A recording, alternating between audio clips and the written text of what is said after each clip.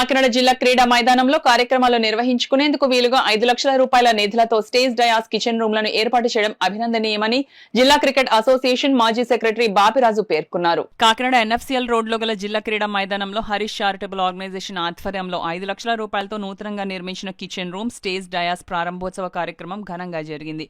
కార్యక్రమానికి Harish charitable organisation chairman Talatam Harish అధ్యక్షత వహించగా రంగమణి కొందుకూరి ముఖ్య అతిథిగా పాల్గొని కొబ్బరికాయ కొట్టి రిబ్బన్ కత్తిరించి కిచెన్ రూమ్ ను ప్రారంభించగా ప్రముఖ వ్యాపారవేత్త కోటయ్య స్వీట్స్ అధినేత రామ్ కుమార్ ముఖ్య అతిథిగా పాల్గొని రిబ్బన్ కత్తిరించి స్టేజ్ డయాస్ ను ప్రారంభించారు. హరీష్ కొబ్బరికాయ కొట్టి పూజా కార్యక్రమాన్ని నిర్వహించారు. ఈ సందర్భంగా బాపిరాజు మాట్లాడుతూ నేడు సమాజంలో ఆర్భాటంగా పుట్టినరోజు వేడుకలు జరుపుకోవడం ఫ్యాషన్ అయిపోయిందని, అందుకు భిన్నంగా తలాటం హరీష్ తన జన్మదినం సందర్భంగా సమాజానికి ఉపయోగపడాలనే ఉద్దేశ్యంతో 5 లక్షల రూపాయలతో క్రీడా మైదానంలో స్టేజ్ డయాస్ కిచెన్ రూమ్ ను ఏర్పాటు చేయడం అభినందనీయమన్నారు.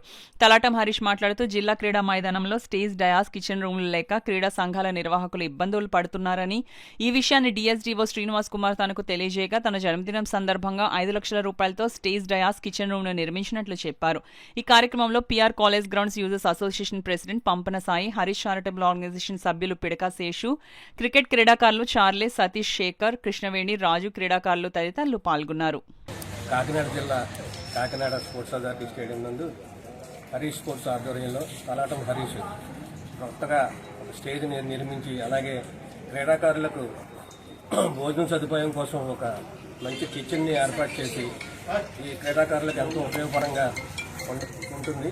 ఈ స్టేజ్ కూడా చాలా కాలం నుంచి స్పోర్ట్స్ అథారిటీ స్టేడియంలో స్టేజ్ లేదు. దాన్ని దృష్టిలో పెట్టుకుని తలాటం హరీష్ ఒక మంచి కార్యక్రమం క్రీడాకారులకి అవకాశం కల్పించారు.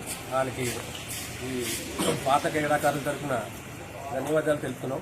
అడిగారు కిచెన్ ఆ ప్లేస్ ఉందండి కొంచెం అన్ని వెంటనే ఆ కిచెన్ ఒకటి స్టేజ్ మెయిన్ ఇక్కడ అన్ని గ్రౌండ్లోనే ఉన్నది, కానీ మన స్టేజ్ ప్రాబ్లం ఉంది. దీనికి రెంట్ బేస్ లో కూడా టీడీస్కి వీళ్ళకి దానికి ఎక్కువ ఖర్చు అవుతుంది.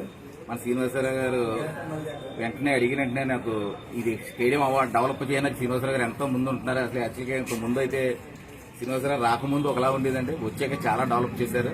అంటే స్పాన్సర్లు అన్నది ఎవరిని అనుకున్న ఆయన మాత్రం స్టేడియం బాగుండాలనే ఉద్దేశంతోనే ముందు ఉన్నారు.